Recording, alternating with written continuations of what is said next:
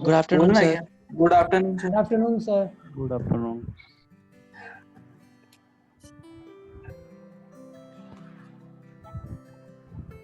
ना कर लिया तुम लोगों ने लैब का काम? सर आज मैंने वो वाटर पंप वाला तो कर लिया, बट अभी भी वो सर गैस सिलेंडर वाले में टाइम है सर, क्या थोड़ा किया सा जैसे कैसे बताओ? करे समझ नहीं आ रहा है। क्या मोटर पंप वाला क्या किया तुम? वाटर पंप सर खोल के फिट करके देख लिए, फिर उसके वर्किंग प्रिंसिपल पे और सर्च कर लिया, कंपोनेंट बताना कंपोनेंट्स जरा, पे सर। हाँ क्या क्या कंपोनेंट्स हैं उसमें बताओ। एक मिनट सर।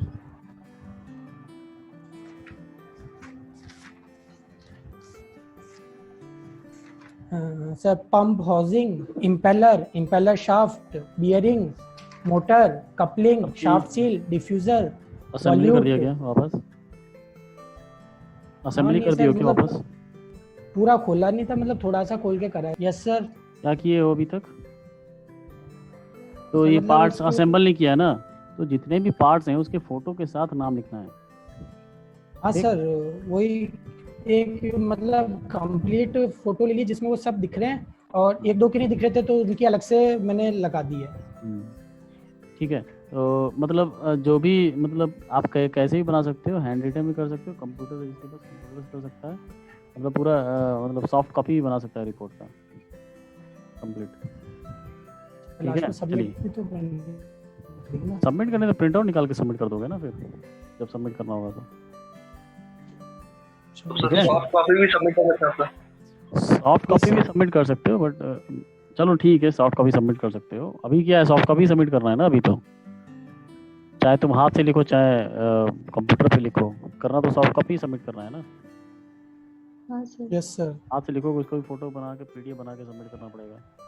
ठीक है, चलिए आज मैं कुछ नया इंटरेस्टिंग टॉपिक दिखा रहा हूँ जो आप लोगों ने पहले भी देखा है, बट थोड़ा सा उसका मैन्युफैक्चरिंग या फिर उसका डिज़ाइन उसका देखेंगे क्या क्या है एस्पेक्ट, क्यों है ऐसा। तो कोई एक्टिविटी नहीं करवाऊंगा मैं, कोई प्रैक्टिकल नहीं है, बस यही है WWH नंबर 5। ठीक है, क्या है ये? Golf ball. क्रिकेट बॉल से अलग है? हाँ सर।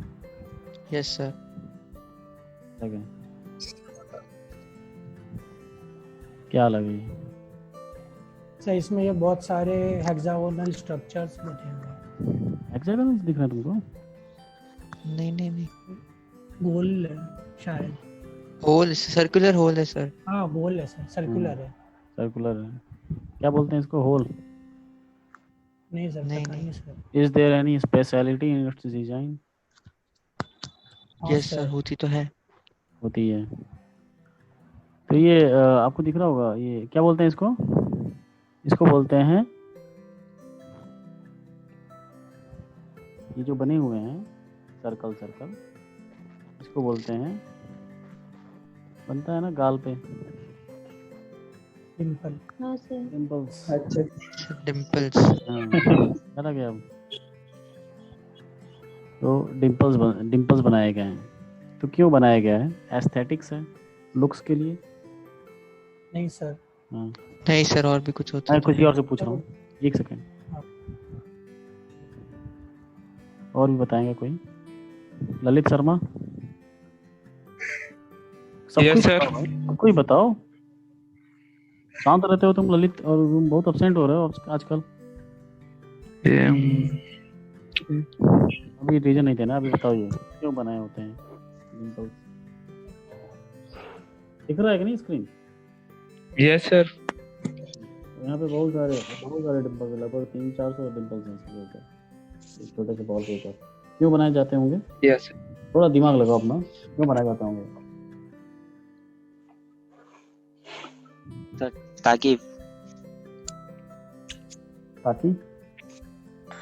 फ्रिक्शन कम कर सके सर, फ्रिक्शन, ये फ्रिक्शन इसको सड़क पे मतलब सर कांटेक्ट सरफेस कम करके। कांटेक्ट कहाँ पे करना है इसको? तो हवा में उड़ाना होता है, इससे फ्रिक्शन कम होगा कि ज्यादा होगा? उसके बाद तो चल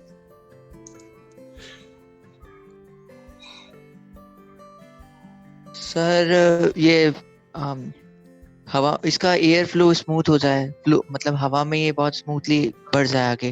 अच्छा, इसमें मान लो डिंपल नहीं रहता तो विदाउट डिंपल्स होता तो स्मूथ चलेगा कि ऐसे चलेगा इसमें?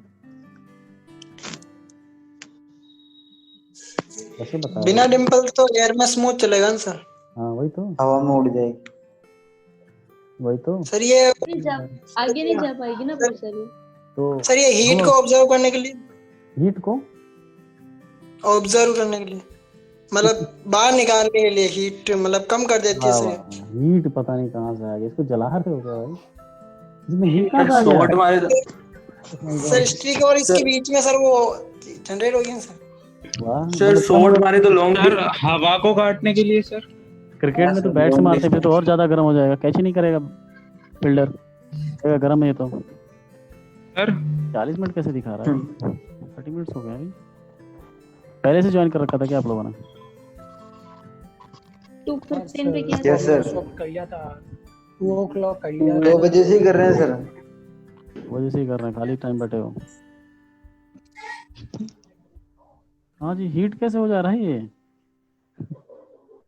सर हवा को काटने के लिए होता है ना सर। हवा को काटने के लिए? हवा को कैसे, मतलब काटने का मतलब क्या, नहीं समझ नहीं आ रहा मुझे। मतलब सर ज्यादा हवा फ्लो ना, मतलब जैसे कि अपन ने सर पीछे से कोई भी फोर्स लगाया तो सर जैसे कि हवा सर कहीं ना कहीं पे सर जैसे कि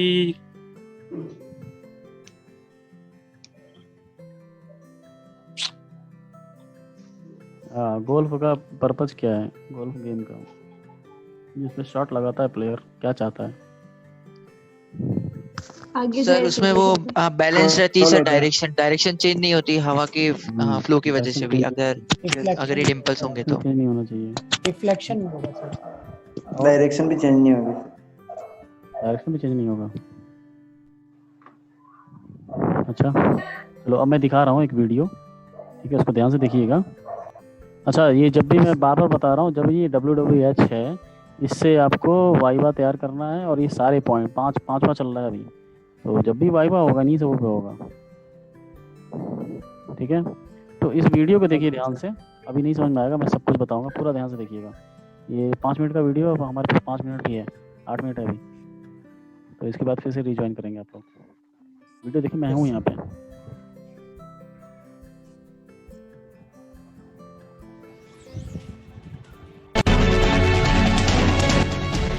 आवाज आ रही है?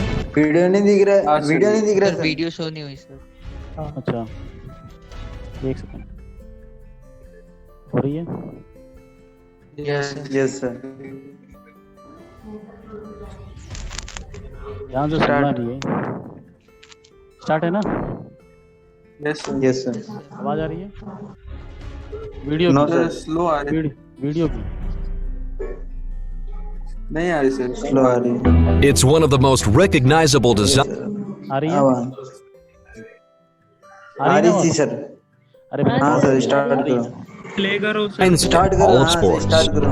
It's a small sphere. It's about 1.68 inches or larger, and it has a lot of valleys or dimples in the surface. What makes the golf ball so unique is not just its small shape, but hundreds of small impressions or dimples on its surface. Steve Quintavala is an engineer in the Equipment Standards Department at the United States Golf Association. He says dimples are crucial to a golf ball's flight. A golf ball has dimples to reduce wind resistance or aerodynamic drag. When you reduce it, you can make golf balls go a lot farther. Early golfers using smooth golf balls realized that the more they used a ball, the farther it would go. The reason for that, they quickly discovered, was that the surface gets scuffed and knocked about. They started figuring out, hey, we're going to put round impressions, round dimples in. As a golf ball flies through the air, the airflow interacts with the surface of the ball and can greatly affect the amount of drag. The wind is meeting the surface here and pushing against it and then wrapping around. If the golf ball were smooth, the air flowing closest to the surface of the ball would follow the flow of air around it, creating a detached airflow behind the ball.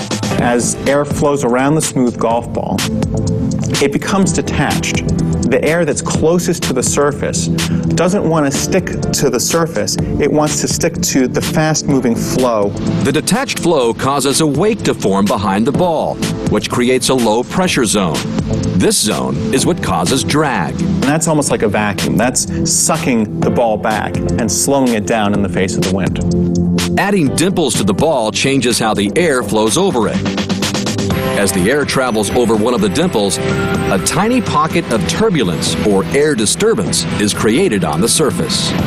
It tries to go in and then has a region where it's actually detached, but then by the time you get to the next dimple in the ball, it reattaches itself. And in the process of that detachment, reattachment, that's what creates the turbulence. Instead of impeding the flight of the ball, these tiny pockets of turbulence allow the closer layer of air to travel tighter around it. Because these dimples have caused some low-level turbulence, it's mixing the high-speed air from out here and bringing it close to the ball so that that flow can remain attached to the ball.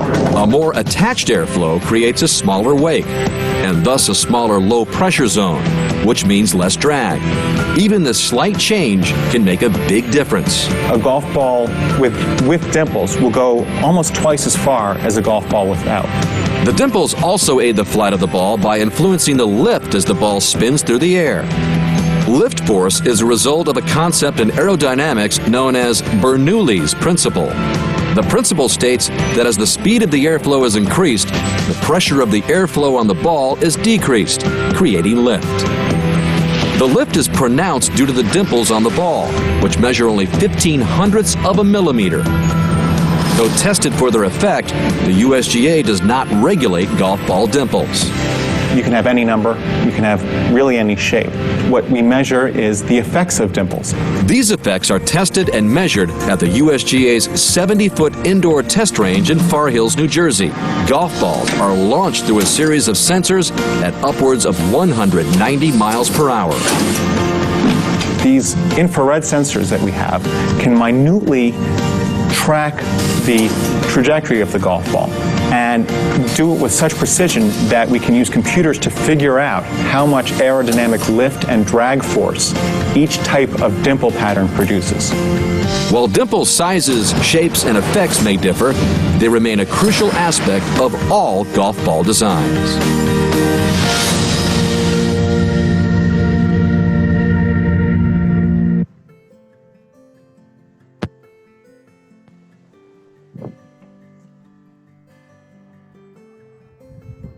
Hello. Yes sir. हाँ जी, क्या समझ में आया बताइए। समझ में आया कि नहीं आया पहले तो? आ गया ना सर? आ गया पूरा? Yes sir. समझ में आया? किसको नहीं समझ में आया? मतलब सबको आ गया। और से स्क्रीन दिख रही है? हाँ सर। अटेंडेंस दीजिए और रिजॉइन में जाइएगा।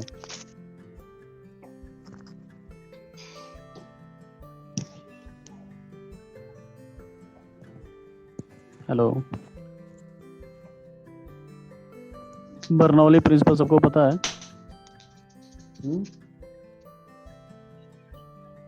Yes sir. Bernoulli principle, Lalit बताओ क्या होता है बर्नौली प्रिंसिपल? यस सर, जैसे कि अपन स्पीड को इंक्रीज करेंगे तो सर प्रेशर डिक्रीज हो जाएगा। किसका स्पीड बढ़ाएंगे तो किसका प्रेशर डिक्रीज होगा ये बताओ। ऐसे ही थोड़ी बोलना। जैसे अभी इसमें बताया था ना सर, जैसे कि अपन किसी भी चीज को हिट करेंगे, जैसे इस पे गोल्फ बॉल है, हिट करते हैं अपन तो स्पीड बढ़ेगी सर, तो प्रेशर डाउन हो जाएगा, इसीलिए वो सर ऊपर जाती जा रही थी। गोल्फ का प्रेशर डाउन हो जाएगा, बॉल का गोल्फ बॉल का। यस सर, अगर वो डिक्रीज हो जाएगा।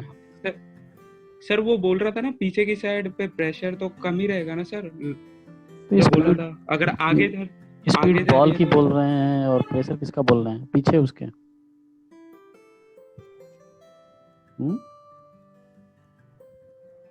बोलो भाई।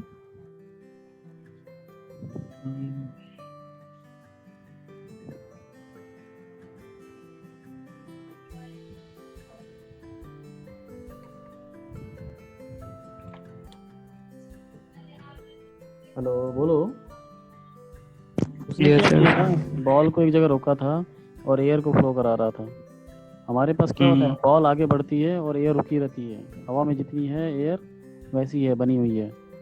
तो रिलेटिव वेलोसिटी है ना, या तो इसको रोक दो, इसको घुमा दो पीछे की तरफ एयर को, या तो इसको आगे बढ़ाओ एयर, इसको आगे बढ़ाओ एयर को रोके रहो। एयर के पार्टिकल्स हैं बहुत सारे। बात तो वही है ना कि ये एयर से जाके टकरा रहा है या फिर एयर आके उससे टकराए, बॉल को रखे रहो। ठीक है, तो यहाँ पे बहुत सारे डिम्पल्स हैं। ठीक है, एयर इधर से पास होती है, एयर इधर से पास होगी, डिम्पल्स इधर भी। ठीक है, आपको पता है बर्नौली इक्वेशन कैसे अप्लाई होता है? देखिए, बर्नौली इक्वेशन को दोनों तरह से देखा जाता है। बर्नौली इक्वेशन क्या होती है? P by rho g plus V square by 2G plus H equals to constant होना चाहिए। अब हमने मान लिया कि सेम एज्यूम कर रहे हैं कि हाइट जो है वो चेंज नहीं हो रही है। गोल्फ एक सर्टेन हाइट पे ही घूम रहा है कहीं गोल्फ बॉल। ठीक है, तो ये हाइट तो चेंज ही नहीं होगा। तो चेंज होगा तो अगर प्रेशर अगर इंक्रीज होगा तो वेलोसिटी को डिक्रीज होना पड़ेगा। ठीक है, अगर प्रेशर डिक्रीज होगा तो वेलोसिटी को इंक्रीज होना पड़ेगा। लेकिन किसकी वेलोसिटी और किसके प्रेशर की बात किया जा रहा है? यहाँ पे एयर के प्रेशर और एयर की वेलोसिटी की बात की जा रही है। ठीक है, और विद रिस्पेक्ट टू देखा जाता है। यहाँ पे गोल्फ बॉल बहुत हाई स्पीड से जा रही है, तो उसके रिस्पेक्ट में, बॉल के रिस्पेक्ट में एयर की वेलोसिटी कितनी होगी? गोल्फ के बराबर होगी, जस्ट अपोजिट होगी। अगर गोल्फ बॉल इधर जा रही है तो एयर इधर जा रही होगी। एयर को क्या लगेगा कि मैं भी एक वेलोसिटी से चल रहे हैं जो कि just opposite to the golf ball है। ठीक है, इसके ऊपर से टकरा के ऐसे निकल जाएगी ना एयर, लेकिन एक्चुअल में क्या टकरा के जा रही है? गोल्फ की बॉल जा रही है आगे।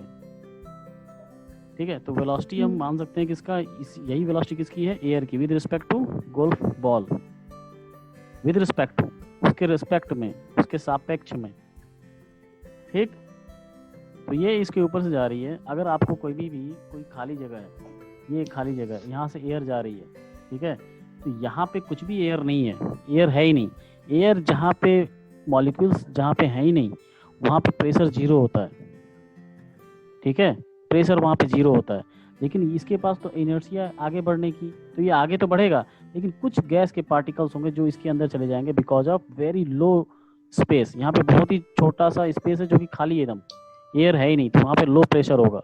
तो ये कुछ एयर आएंगे इसमें से और ऐसे ऐसे घूमेंगे इसमें ऐसे ऐसे घूमने की वजह से यहाँ पे वेलोसिटी बढ़ेगी, प्रेशर कम हो जाएगा और। ठीक है, टर्बुलेंस क्रिएट होता है। टर्बुलेंस मतलब ऐसा मोशन, रैंडम मोशन, बहुत ही फास्ट, बहुत ही हाई वेलोसिटी पे। जैसे साइक्लोन आता है तो वहाँ पे लो प्रेशर जोन हो जाता है, बहुत तेज स्पीड ऐसी होती है, यहाँ पे लो प्रेशर, वेलोसिटी ज़्यादा है, लो प्रेशर हो गया, प्रेशर कम हो गया, तो बाकी जितने भी एयर हैं इसके पास आ जाएंगे। होता है या नहीं ऐसा साइक्लोन, चक्रवात?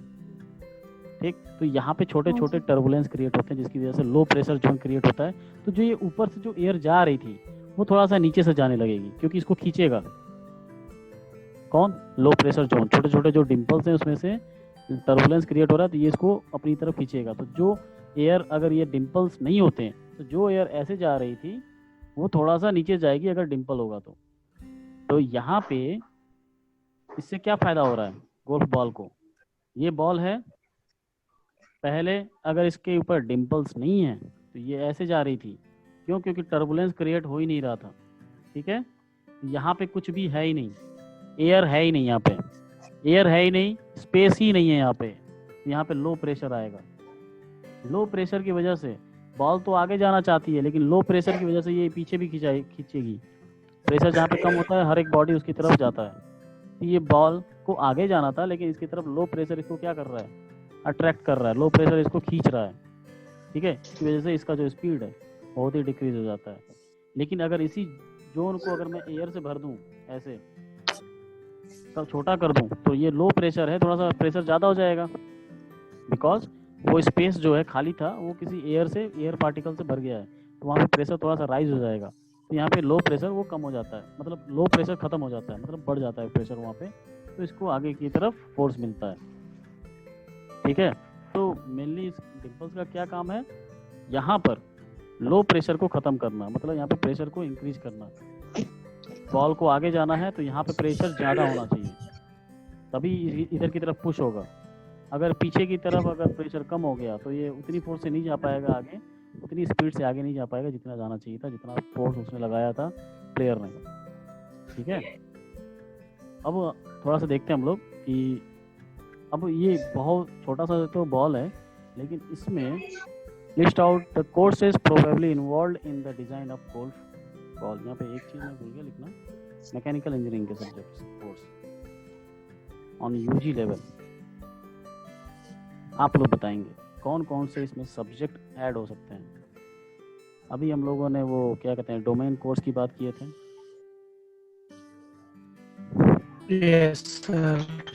तो यूजी लेवल पे जितने भी कोर्स होंगे थोड़ा बहुत आपको अंदाजा लग गया होगा कि क्या क्या सब्जेक्ट होंगे। वैसे तो आपको थर्ड सेम या फिर mechanical basic of mechanical engineering में भी बहुत सारे मैं बता चुका हूँ क्या क्या सब्जेक्ट हैं। उसके हिसाब से कौन कौन से सब्जेक्ट इसमें इन्वॉल्व होंगे इसके डिजाइन में, सिर्फ गोल्फ बॉल के डिजाइन में बताइए। एरोडायनामिक्स, प्रोडक्ट डिजाइन, फिर एरोडायनामिक्स आ गया। मैं कह रहा हूँ यूजी लेवल के सब्जेक्ट को यार, एरोडायनामिक्स अच्छा नहीं आता है क्या? और तुम टॉपिक बता रहे हो, सब्जेक्ट बताना है। Product design sir. क्या प्रोडक्ट डिजाइन कहाँ है? डिजाइन ऑफ मशीन एलिमेंट है, डिजाइन बोल सकती हो, मशीन डिजाइन। ठीक, बहुत बढ़िया। बट अभी भी वैसे बता रहे हो जैसे कोई भी सीक्वेंस बता रहे हो, सीक्वेंस है मैकेनिकल इंजीनियरिंग में पढ़ने का। चलो ठीक है, कोई बात नहीं। मशीन डिजाइन और मटेरियल साइंस। मटेरियल साइंस ये पहले ऊपर आना चाहिए था। Yes sir. नंबरिंग कर दूंगा बाद में। मटेरियल साइंस कहाँ पे खटखट हो रहा है? उसको नहीं पता चल रहा है क्या खटखट हो रहा है? नवीन सर। नवीन थोड़ा म्यूट कर लो। नवीन आंसर दो यार, बस खटखट सुना रहे हो, आंसर भी तो दो नवीन। मैन्युफैक्चरिंग एग्जैक्टली, वो तो सबके लिए है। कुछ भी सब कुछ खत्म हो जाए, मैन्युफैक्चरिंग तो खत्म नहीं होगा। Mechanics sir. मैकेनिक्स कौन सा मैकेनिक्स? सर दोनों ही सर, मैकेनिक्स और सॉलिड और इंजीनियरिंग मैकेनिक्स।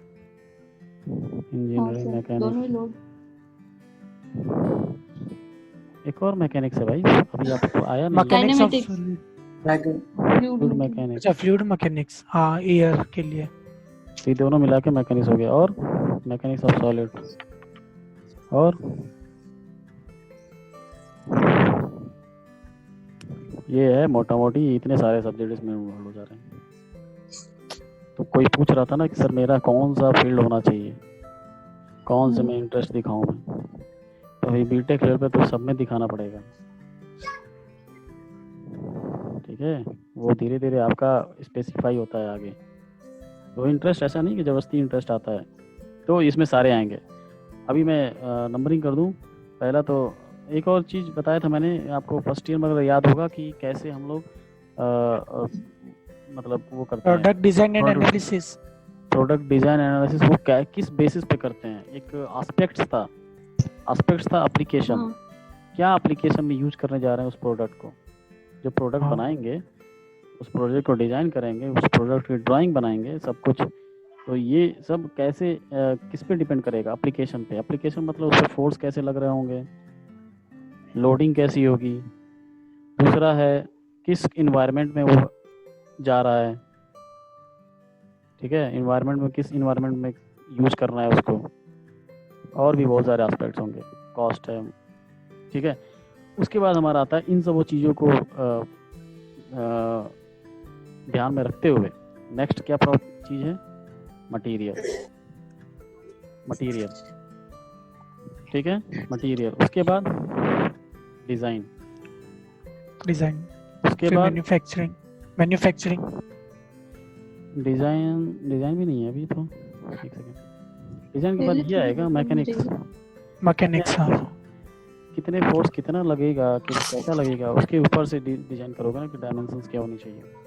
तो दूसरा MOS। तीसरा MOS।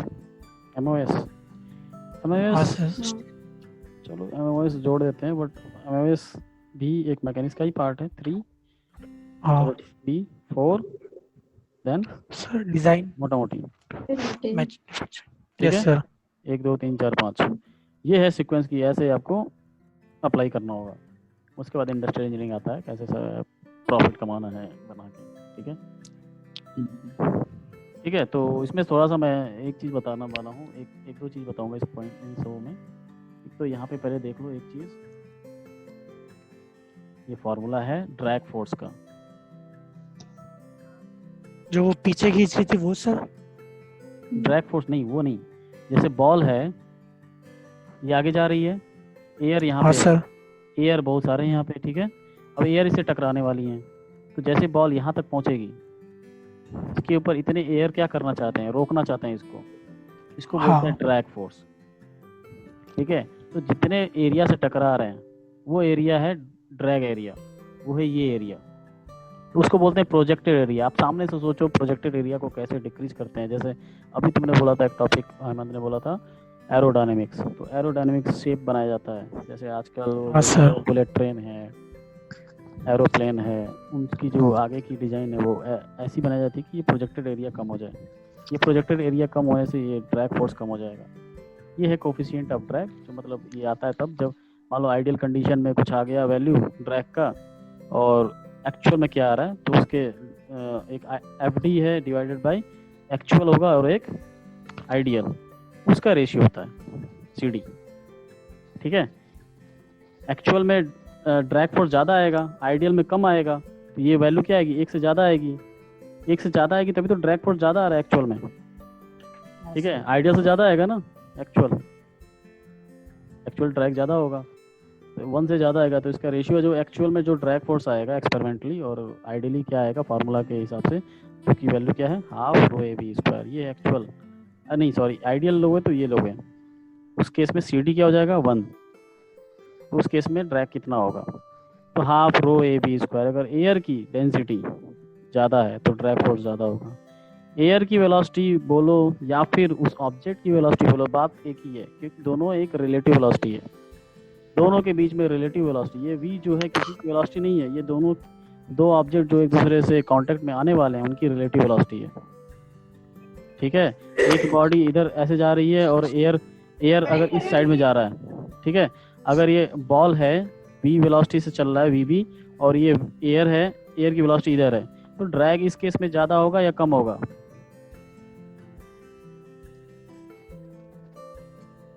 वाले में ज्यादा होगा ना, क्योंकि रिलेटिव ज्यादा आ जाएगी VA प्लस VB। मैं इधर बना रहा हूँ, ये बॉल है, बॉल को एक वेलोसिटी से हिट किया है, तो वेलोसिटी इसके पास कुछ है, गेन हो गई है VB, और इधर है VB, और एयर जो है उस केस में इधर चल रही है कुछ वेलोसिटी से, ये स्टिल भी हो सकती है V एयर, और एक केस में है कि इधर चल रही है।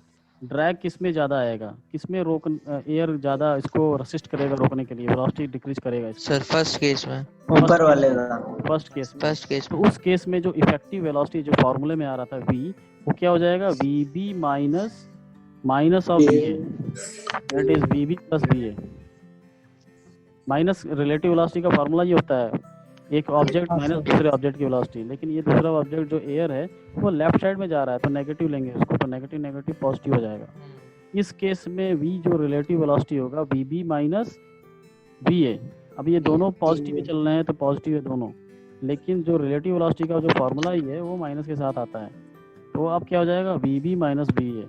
तो ये थोड़ा डिक्रीज हो गया एयर का जो वेलोसिटी है, रिलेटिव वेलोसिटी, इस केस में ड्रैग कम आएगा, ठीक है। तो ये एक थोड़ा सा मैं बता दिया कि क्या है इन ड्रैग फोर्स का फार्मूला, जिससे अब कैसे हम लोग इसको डिक्रीज कर सकते हैं, उसी लिए उसके आगे पढ़ा जाता है वो एरोडायनेमिक्स वाला कॉन्सेप्ट, ठीक। अब ऊपर कुछ लिखा हुआ है, आप लोग ध्यान से देखिए, पढ़िए।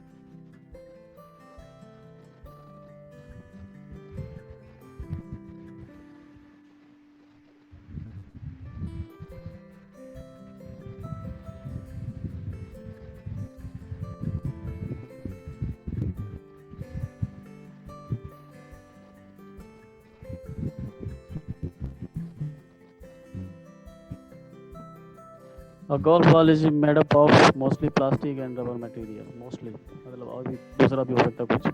और 2-piece ball consists of a solid rubber core with a durable thermoplastic. Thermoplastic है ये. Thermoplastic का मतलब पता है? जिसको चलाने के बाद ऐसा प्लास्टिक जिसको जलाने के बाद वो वापस अपने इनिशियल पोजीशन में आ जाए या ना आए? ना है, आ जाए. आ जाए. उसका अपोजिट वाला कौन सा प्लास्टिक होता है? थर्मोसेटिंग. एग्जांपल क्या है थर्मोसेटिंग प्लास्टिक का? सर वो स्विच बोर्ड के जो प्लास्टिक्स हैं, कुकर के हैंडल्स.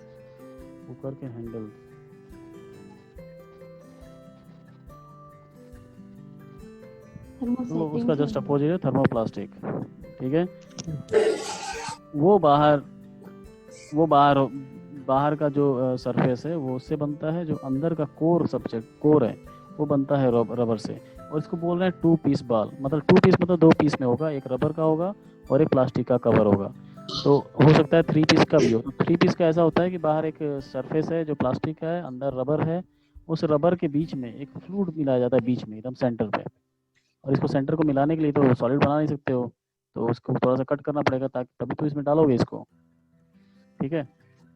तो ये 3-piece हो जाता है. और हमें यहाँ पे देख रहा हूँ तो 2-piece का. तो इसमें प्रोसेस क्या है बनाने का, तो ये मटेरियल साइंस में थोड़ा सा आ रहा है. उसके बाद कुछ मैन्युफैक्चरिंग प्रोसेस. जैसे पहले है, देखो जब ये बॉल को बनाया जाता है कैसे बनाया जाता है. पहले ब्लॉक है, ये क्यूबिक ब्लॉक है. ठीक है. अब देखो ध्यान से बताना आप लोग कि ब्लॉक क्यों लिया जाए, क्योंकि स्फेरिकल ही ले लिया गया है पहले ही. तो ये ब्लॉक है, अंदर गई, हीट दिया और यहाँ पे कंप्रेस भी किया. हीट और प्रेशर दिया गया है. हीट दिया गया है, प्रेशर दिया गया. उसके बाद ये बॉल बन गया. अंदर वाला जो रबर पार्ट है वो इसका कोर बन गया. ठीक है. उसके बाद यहाँ पे दूसरे प्रोसेस में ला गया. इसमें बॉल को रख दिया गया है. रबर का पार्ट है वो इसमें रख दिया गया है. इसको बोलते हैं डाई बोलते हैं. खाली जगह है उसमें. इसमें इस बॉल को रखा जाए. खाली जगह है थोड़ा सा यहाँ पे और स्पेस दिया गया है यहाँ पे. अभी ये बना नहीं है, स्पेस दिया गया है. और यहाँ पे जो इनवर्ट शेप बनाया गया है डिम्पल्स के लिए. और ये आपको फ्रंट व्यू में दिख रहा है तो बस 2D लग रहा है, बट ये पूरा स्फेरिकल शेप में. समझ में आ रहा मैं दिखाई दे रहा हूँ क्या? हाँ sir. Yes sir. Spherical shape है, हर तरफ इन्वर्टेड शेप है. इन्वर्टेड जो डाई के ऊपर बनी हुई है. उसके बाद मॉल्टेन थर्मोप्लास्टिक मतलब गलाया हुआ, मेल्टेड है, गलाया गया है. थर्मोप्लास्टिक पिघला हुआ है. उसके बाद इसमें फोर्सफुली इसमें इंसर्ट कराया गया है. इंसर्ट कराने के बाद ये जो खाली जगह उसको भर देता है वो प्लास्टिक. उसके ऊपर डिम्पल बन जाते हैं. लेकिन आप सोचो थोड़ा, अगर ऐसे हम लोग घर पे भी बना सकते हैं ऐसे, तो जो सरफेस बनता है वो सरफेस ऐसा बनता है थोड़ा रफ हो जाता है. ना, क्योंकि थोड़ा सा तो इनएक्यूरेसी होगी कई जगह. जैसे ये 2 डाई है, इसके बीच में खाली जगह हुआ, उसमें प्लास्टिक चली जाएगी तो उसके ऊपर सरफेस पे ऐसा बन जाएगा. तो इन सरफेसों को हटाने के लिए नेक्स्ट एक और प्रोसेस है जिससे इंस्पेक्शन के साथ उसके एक पार्ट्स को निकाला जाता है और इसको और स्मूथ किया जाता है. फिर पॉलिशिंग की जाती है. फिर इसको पैक करके सप्लाई कर दिया जाता है. तो ये बहुत बेसिक प्रोसेस है इसके लिए. तो इसमें वो जो बीच में आपने बताया था फ्लूइड डालते हैं वो. हाँ, फ्लूइड डालते हैं. 3-piece के लिए था, मैंने 2-piece के लिए बताया. बेसिक फ्लूइड डालते हैं. अब मेरा क्वेश्चन ये है कि सेंटर में रबर क्यों है? क्या फायदा है इसका? घाटा के लिए तो होगा नहीं, फायदे के लिए होगा. नहीं सर, इससे ये टूटेगा नहीं सर. ये शॉक एब्जॉर्ब कर लेगा जब वो स्टिक से अपन मारेंगे ना. वरना सर अगर पूरा ये थर्मोप्लास्टिक का ही लेंगे तो सर उसमें शॉक आएगा, उस वजह से स्ट्रेन और डैमेज के भी चांस है. बट रबर है तो सर वो शॉक एब्जॉर्ब कर लेगा. एग्जैक्टली. शॉक एब्जॉर्ब करेगा. इलास्टिक मटेरियल होता है, नॉन लीनियर इलास्टिक मटेरियल होता है. स्ट्रेस स्ट्रेन डायग्राम बनाओगे ऐसा कुछ बनेगा. और इतना जाने के बाद भी ये वापस आ जाता है. लोड हटाने पे वापस आ जाएगा पूरा. ठीक है. तो ये जितना भी एनर्जी था पूरा अपना उसने क्या किया, पहले तो डिफॉर्म हुआ होगा, फिर अनडिफॉर्म होने में एनर्जी लगाया होगा. ठीक है. अगर ये कुछ और मटेरियल होता, सपोज ये पूरा का पूरा प्लास्टिक से बनाते हैं, तो प्लास्टिक क्या होता है? प्लास्टिक क्या होता है? इलास्टिक के जस्ट अपोजिट होता है। वो क्या होगा? वो क्या होगा? उसका स्ट्रेस स्ट्रेन करो कैसा बनेगा? विदाउट एनी डिफॉर्मेशन ब्रेक हो जाएगा, फ्रैक्चर हो जाएगा कहीं पे। प्योर प्लास्टिक है तो फोर्स लगाया, कोई डिफॉर्मेशन नहीं हुई, फ्रैक्चर हो गया ऊपर जाके, तो उसने पूरी एनर्जी किस में लगा दी? फ्रैक्चर होने में, तो ये पूरा फ्रैक्चर हो जाएगा एक ही अचानक से। ये क्या है? डिफॉर्म होगा, वापस आएगा। तो एनर्जी इसमें किस में लगा रहा है? डिफॉर्म में और वापस आने में, अनलोडिंग के बाद। ठीक है, इलास्टिक रिकवरी में लगाता है एनर्जी। ये बताया था मैंने,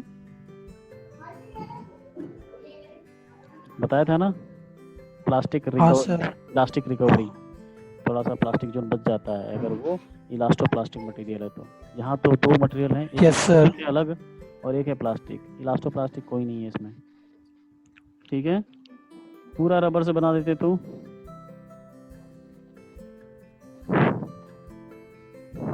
हेमंत। हाँ सर, सोच रहा हूँ सर। पूरा रबर से बना देते हैं हम लोग तो क्या होता है? बाउंस हो सर जाता हवा में ज्यादा उड़ नहीं पाती। है सर, गिरने के बाद बाउंस होता है सर। ये अभिषेक को बताने दो। अभिषेक, यस सर। हवा पे उड़ नहीं पाती? क्या बात कर रहे हो यार? कॉस्को सर ज्यादा डिस्टेंस कवर नहीं पाती सर। सर ज्यादा डिस्टेंस कवर नहीं कर पाती और तो क्या। अच्छा, क्यों? सर वेट ज्यादा हो जाता रबर से। वेट ज्यादा होने से ज्यादा दूर नहीं जाएगी। ये किसने बोल दिया तुमको? वेट रबर वाला ज्यादा होगा, प्लास्टिक का ज्यादा होगा वेट? किसका ज्यादा होगा? रबर का ज्यादा होता सर। एक और सेशन लेना पड़ेगा इसमें तो तुम लोग, जो मैंने फर्स्ट टाइम पूछा भी। हाँ जी सर, अगर पूरा रबर का बनता तो सर वो जितने फोर्स से उसको हिट करते सर, उतने फोर्स से वो आगे नहीं जा पाता, वो थोड़ा सा एब्जॉर्ब कर लेता। ऑब्वियसली, एग्जैक्टली एब्जॉर्ब कर लेता सर फोर्स। ये सही आंसर दिया उसने। ये बॉल है रबर की, अब ये इस पे हिट करोगे बैट से, इसके ऊपर हिट करोगे तो पहले तो डिफॉर्म होगा, इस शेप बदलेगा पहले। फिर जब मैक्सिमम डिफॉर्म हो जाएगा इसके बैट के साथ, ये पूरी एनर्जी किया जिसने डिफॉर्म होने में, ये छोटा हो गया, ऐसा हो जाएगा, डिफॉर्म हो जाएगा ऐसा। मैं जो ड्रॉ कर रहा हूँ दिख रहा है क्या? हाँ सर, यस सर, दिख रहा है सर। दिख रहा है, ऐसा हो जाएगा। तो ये क्या किया, जो एनर्जी ये जो प्लेयर है उसने जो हिट किया है वो एनर्जी यहीं पे डिफॉर्म करने में लगा दिया उसने। तो डिफॉर्म करने में एनर्जी लगाया तो एनर्जी अभी तक ये वापस नहीं गया है। ठीक है, कोलिजन की वजह से वापस नहीं गया, इसने एनर्जी दे दी इसको, वापस इसको दे देगा। इसको कब देगा? ये जब अनडिफॉर्म होगा इसको वापस दे देगा। इसके तो एक तो बैट पे झटके लगेंगे कि नहीं, क्योंकि पूरा एनर्जी वापस देगा इसको, तो जाके ये आगे बढ़ेगा। तो कम एनर्जी से आगे बढ़ेगा क्योंकि उसने कुछ एनर्जी दे दिया बैट को। ठीक है, तो पूरा रबर से भी नहीं बना सकते, पूरा प्लास्टिक से भी नहीं बना सकते। ठीक है, तो ये थोड़ा सा मैंने बताया। एक और चीज बताना है अभी जो अभिषेक की वजह से क्वेश्चन जानते सर। आवाज बहुत धीरा आ रही सर। और सर वैसे सर वो 3 बजे वाली लैब का टाइम। हाँ, उसको ज्वाइन करो, सॉरी उसको ज्वाइन करो। हाँ sir, okay sir, thank you sir. Okay, thank you sir. Attendance लगानी है सर, मेरे लास्ट वाले में नहीं लगी थी सर। लगा दो। यस सर, मेरे भी नहीं लगी। लगाओ जल्दी लगाओ।